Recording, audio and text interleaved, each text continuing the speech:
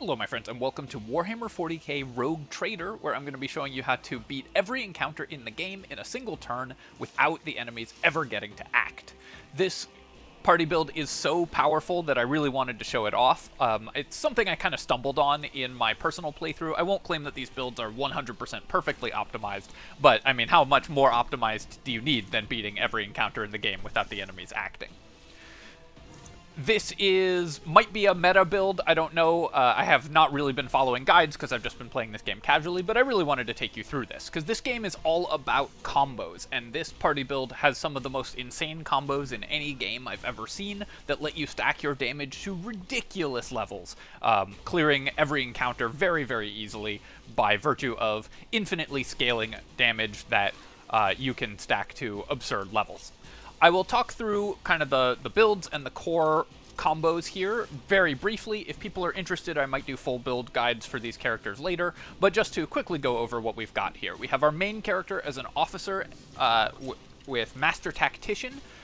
This would probably be stronger as a Grand Strategist, but I like to vary up my classes, and Cassia here is an officer and Grand Strategist. I have Abelard as a Vanguard just to basically solve problems. Like if I mess up a combat, he's a nice panic button to have because he can tank. He would probably be stronger as Jai as a third officer, but I really don't like having 3 officers in the build. I think that is just kind of aesthetically weird. Argenta as a soldier arch-militant who's going to be our main damage source, abusing one of the most potent combos in the game because she has the versatility ability. So versatility stacks every time you fire a weapon type that's an attack type that's different than the last type you used. So in her case, we're going to be alternating single fire and burst shots, and it stacks. And every stack, she gets ballistic skill, she gets critical hit chance, and she gets critical hit damage. So her damage gets ridiculous as you stack it up. She also gets a stack every time she gets a free turn. So with 2 officers in the build, we're able to give her many free turns, letting her stack her versatility to ridiculous levels so that she clears all the enemies very easily. I have Erliet here as a sniper to solve problems that are out of range of Argenta's bolters, and Pascal for the other main combo that this build uses, which is that Pascal has the unique ability when armed with a plasma weapon to regain the action point he spends firing a plasma weapon. This means that if we can remove the attack limit, normally you can only make 1 attack in a round, but there are ways to remove that limit, he can fire infinitely until he runs out of ammo on his weapon. Or actually the game hard caps the number of attacks you can make in a single turn at 13, but 13 attacks for hundreds of damage each is plenty to down most enemies in the game. I've loaded into a mini-boss encounter near the end of Act 2, because I wanted to show you that these builds actually come online pretty early and will be potent throughout the entire game. There might be some minor visual spoilers in this encounter, but hopefully nothing too major. And this is one of the harder encounters in the early game, so let's get through it, and I will show you how we beat it in a single round. We're going to start off by having Cassia cast Air of Authority on Argenta. Notice our unit positioning here. We've put Argenta where she can freely fire burst shots without hitting our allies, ideally. Air of Authority makes Argenta give us our ultimate charge faster, so she'll get up to her ultimate faster, which we're going to be wanting to use very aggressively. We get the action point back because Argenta has an ability where the first time in a round she's targeted with an ability, she gives that ally her action point back. Then we give Argenta a free turn. This stacks a versatility on Argenta and also starts stacking Cassia's stats because she gets stats every time an ally gets a bonus turn. Argenta then switches her weapon to her single shot weapon. We're going to look at what enemies are going to act first, so we've got to take out this Heavy, this Witch, and this Sybarite before they get to act. So let's assume that she can't burst fire the Sybarite, so we're going to use single shots to take that one down. And we're going to fire a single shot at that, stack our versatility up a little bit, and then we're going to activate concentrated fire to increase the damage of our next AoE attack. End Argenta's turn, go back to Cassia, and pass her turn.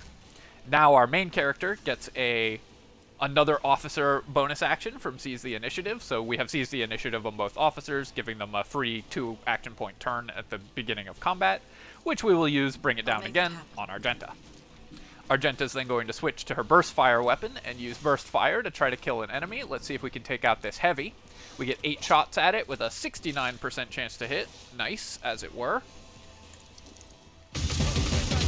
And there's one enemy down, so that's already one enemy action out of the way. I don't need to use Furious Recital yet. I'll wait until she's hit a few more enemies and we can get more momentum from that. Pass the turn on our main character.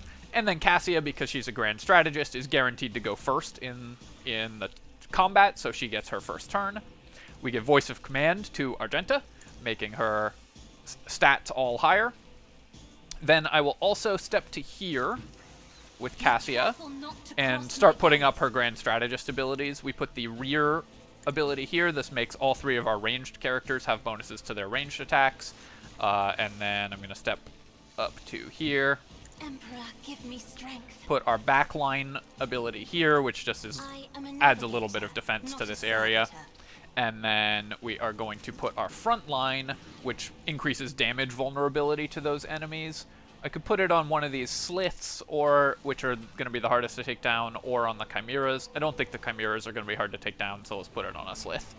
If I may. These are kind of the mini bosses of the encounter, so they're going to be the most dangerous.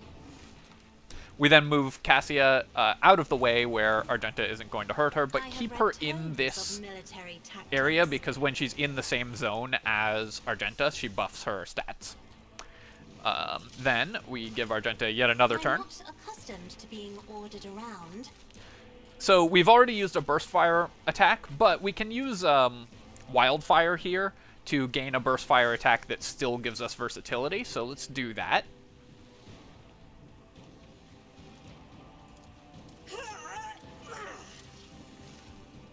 And then she can burst fire this Chimera. No chance of hitting our allies because of where I've put my guys. So let's hit this one.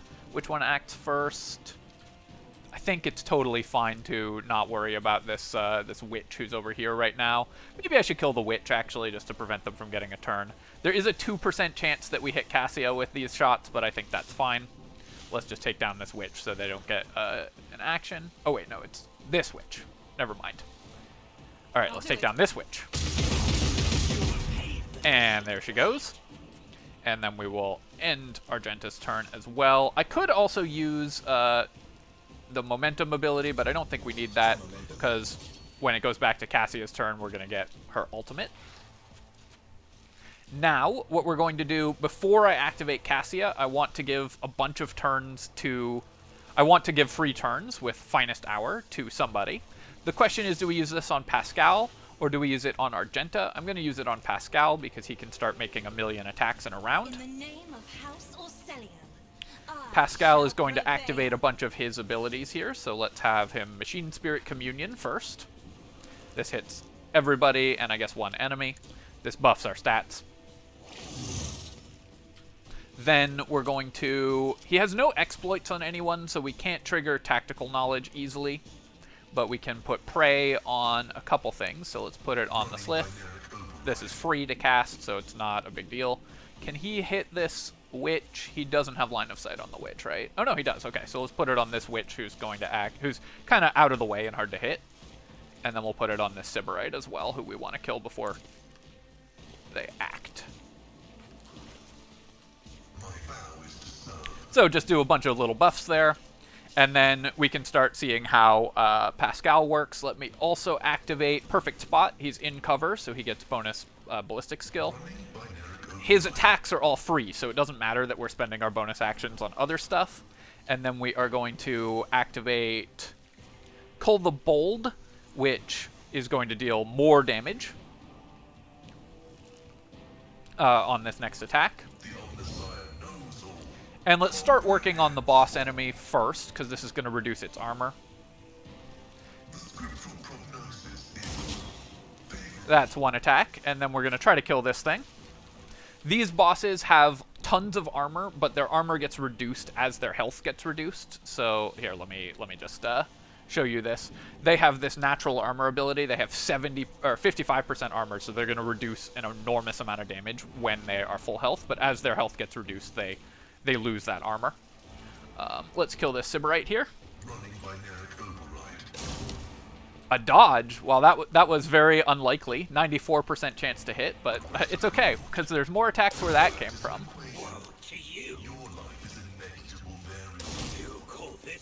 One more attack. And then I'm going to use Claim the Bounty, because that'll kill it and give us these extra stats. Request approved. Significant value. Then we're going to kill... Who's acting next? The Witch is acting next. We'll still have a bunch of Argenta's turns to kill the Chimeras, so we're going to have Pascal kill the Witch, I think. You could also just work on the Slith. Maybe I should just have him work on the Slith.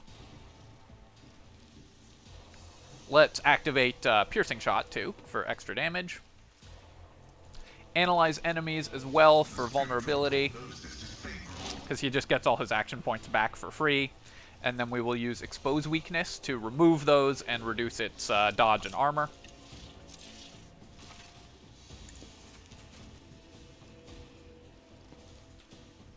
And start firing plasma shots, and you can see that we've gotten our damage up to fairly high values against the Slith. Also, every time Pascal fires a plasma shot, he gains bonus damage with future shots.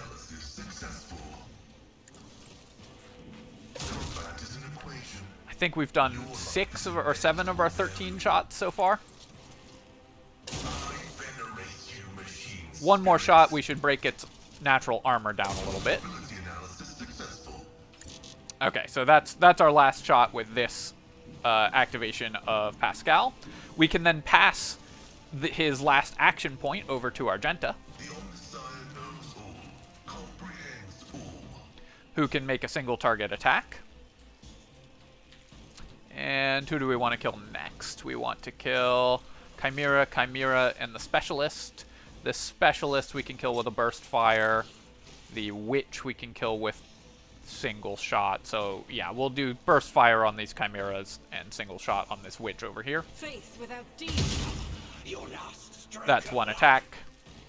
And then let's pass Argenta's turn here. Then, because we used an ultimate, our officers both get extra actions. So let's put extra damage, because our officer's a Biomancer here. We're going to put extra damage on the 2 Chimeras. Warp Speed on Argenta, giving her extra action points. Iron Arm on Abelard, which is free to cast. And Voice of Command, I should put on... I guess on Erliet, who's going to act next, or maybe back on Cassia. Yeah, actually what I should do is put Inspire on Argenta, just increase her damage. That'll increase her damage massively. And then we end that turn. Cassia now gets the rest of her turn, because remember, this all happened on Cassia's turn. we still haven't gotten to the rest of our party's turn. And so she can now activate her damage spells, so we can take out anything that really needs some extra damage here.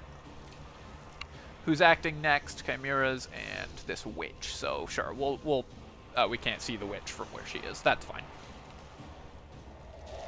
Let's hit not the Beastmasters, because that'll give the Chimeras extra turns.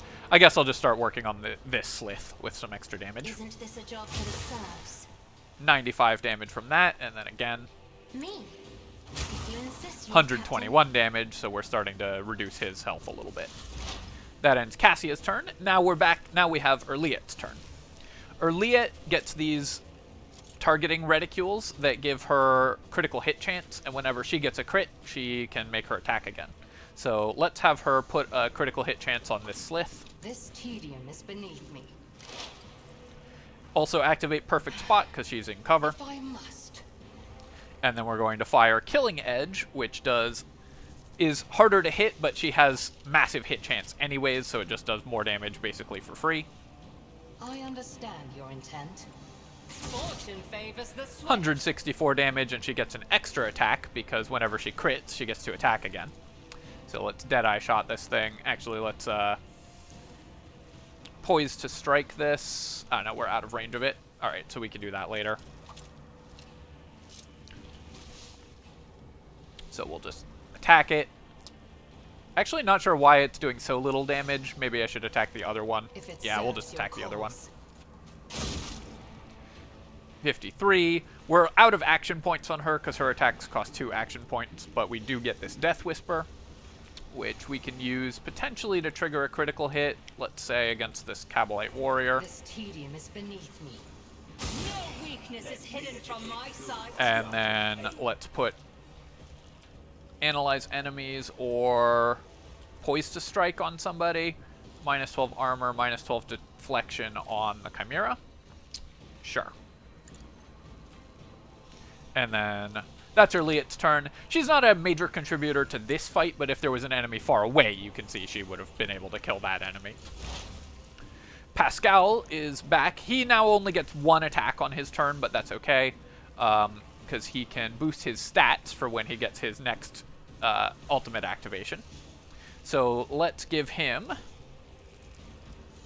We'll use Analyze Enemy on whoever has the most stacks of Exploit, because he'll boost our whole party's stats with that. Looks like we can get 6, so we hit this guy, so we put him up to 7, then Tactical Knowledge removes those. As long as I only hit 1 enemy with it, it'll remove all of them, buffing him for the rest of the combat with all of those stacks. And then we're going to make a bunch of shots. So let's buff our attacks with Cold-Bold Running magnetic override. and with Piercing Shot, The scriptural prognosis is and make our plasma attack against this Slith, because we're just going to try to take it down before it acts. that is an equation. We get our action point back, but can't attack again because he only has 1 attack per round. But we do get to make a Claim the Bounty attack, so let's just do that. And is there anything we can easily kill with it? Not easily, so let's just keep putting damage on this list. Messiah knows all. I venerate you, machine spirit. Then with our last remaining attack, we will expose weakness this guy, maybe? Sure. Might as well. With our extra action point. And he's got a leftover action point, but that's fine. Now it's Argenta's actual turn, so she can start doing her thing again. I forget which I think we made a single target shot last. Yeah, we did. So we're going to do a burst fire shot with her, ideally. So we need to kill the Chimera, Witch, and the Specialist here if we can. So let's start with Rapid Fire I'll do it. and Concentrated Fire. And then we can take down this Chimera with 16 shots from our bolter. Only every second hit does damage, but that's okay.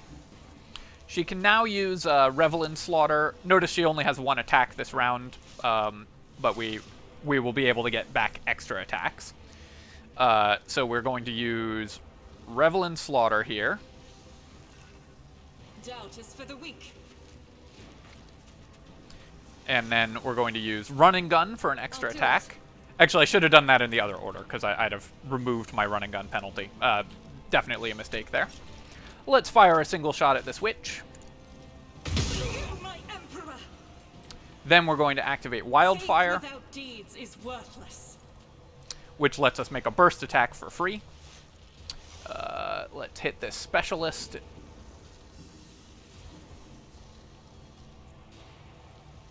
As the emperor commands. There goes the Specialist. She didn't hit maximum momentum, unfortunately, for her ultimate, but that's okay. We're going to use Furious Recital, which we still have. It gives her some I'll do it. momentum. Builds her up to her ultimate. And then I just need to kill this witch, right? So I immediately get an extra attack. So let's use a burst fire attack. We have, what's the percent chance of hitting Cassia here? 2%? I think that's acceptable. Actually, can I move Argenta somewhere better? No, she doesn't have any movement right now. So we're just going to use a burst fire attack to make sure that the witch doesn't get a turn. Then we'll activate Steady Superiority, giving her an extra free attack. In thy It is unfortunate that we had to use Furious Recital to get this, but I think it's fine. And we'll have her burst fire down this Chimera as well. I'll do it.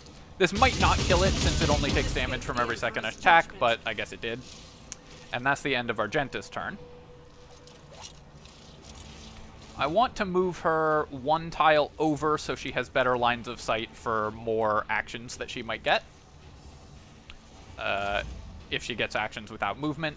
Then Abelard activates Brace for Impact. Yet another free turn, which gives Argenta another stack. Everybody else doesn't need to move, so they can pass. But Argenta, on her free turn, even though she doesn't get actual action points on this turn, Wildfire costs 0 AP to activate, and gives us an attack that costs 0 AP. So we can then burst fire down yet another enemy. Actually, I think I even should have had another extra attack there because we used her Arch Militant ultimate, so she would have had a free burst fire. Anyways, let's kill this Slith. Yeah, so I should have had one more burst fire attack with her on this free turn from Abelard. Erliet also gets a free attack on her turn, so she can hit the Slith, put some bleeding damage on it. Ancestors, guide me. Abelard now has his ultimate, but I'm going to save his ultimate to use with Tessera here. And he's just going to use his... just try to kill this Beastmaster. Let's use Sworn Enemy for extra damage. Charge the Beastmaster. I don't know if Abelard's actually going to be able to kill this guy. Yeah, no, it dodged the attack. That's alright, though. We will then just make an attack against it. Yeah, 3% chance to hit because of its insane dodge. So actually, Abelard is just going to use Taunting Scream against it, and then just move out of the way. He's not important to this fight, so we're just going to have him go hide somewhere where he won't get in the way of the burst fire shots, and he can enter defensive stance. Pass his turn, and then so we've got our ultimate again. We also have some more free damage, so let's put some damage vulnerability on these two. Can I hit them both? Yeah, there we go. If not me. And extra stats on Argenta. Why not? Extra stats on whose turn is next. Cassia is, although we're going to end this combat before the next fight. So let's put this extra stats on Pascal. Then we're going to use our ultimate on Pascal again for a number of free attacks again. You should feel honored to witness this. So he needs to reload his plasma weapon, which is going to use a bunch of his AP, but first we can fire some shots. Is there anything I want to do first? I need to save 3 AP, or 4 AP to make sure I don't accidentally make it so he can't reload. So let's just shoot rather than activate abilities. We don't need the abilities. Kill the Slith, and he gets his buffs from having prey on that. Try to kill this Beastmaster.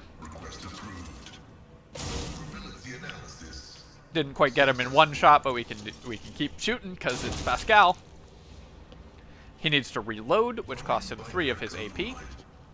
And then he can shoot this Cavalite Warrior.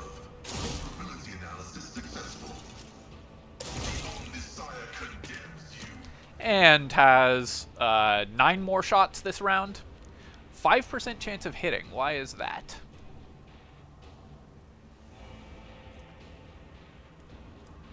Let's see if we can fix that. Maybe it's shooting in... Okay, he's in cover. Will he not be in cover if I move Pascal? Still has cover against us, so what we're going to do is use Analyze Enemies to put more exploit on it. And then we remove its dodge with Expose Weakness. And then we can activate Cull the Bold for extra damage, reducing its armor, and Piercing Shot, which will make it have extra over-penetration. There's actually no way for Pascal to get cover penetration, but that's okay. Hopefully this will hit just through the cover, because over-penetration can fire through cover. Alright, so we missed that attack. We get a bunch of attempts at this, though. Probably should have given these actions to Argenta. I didn't realize Pascal had cover against this. Rather than take all these 5% shots over and over, we're just going to pass the turn, and we'll give somebody else a turn to try to kill this Beastmaster. We've still got our turn on Tessera, so I can give Argenta a turn, and she should have Run and Gun available. This actually might come down to me not having, having messed up with Revel and Slaughter earlier to get the Run and Gun charge back, but she does in fact have Run and Gun available, because I can Revel and Slaughter again. Use Run and Gun to get into position where we're firing not through cover against this thing. Rejoice in battle. Do this correctly this time, where we take her first free burst fire attack. And then if it had lived, we'd have still gotten this wildfire attack as well. But that's the end of the combat. So there you have it, my friends. That is how to beat every single combat in Rogue Trader in a single round of combat without the enemies ever acting. Those two combos together with Pascal and Argenta will melt bosses, they'll melt ads, they'll crush everything. You could even power up this party further by including Jai for a third officer, which gets you even more free actions for Argenta and stuff. But basically this game is all about stacking combos super high, and this party does it incredibly well. As always, my friends, let me know if you enjoyed this video and want to see more stuff from Rogue Trader, if you want to see detailed build guides for all of these companions and characters. That's something I could do if that's something people are interested in. And of course, if you enjoyed the video, do leave a like and comment, because both of those things help a ton with the algorithm, and especially for games that I don't cover normally, it's very important that the algorithm see people interacting with them, because otherwise it won't recommend them to people. So I really appreciate you taking the time to do that, and you can subscribe to my channel for more strategy games analysis. Cheers, folks. I'll catch you next time.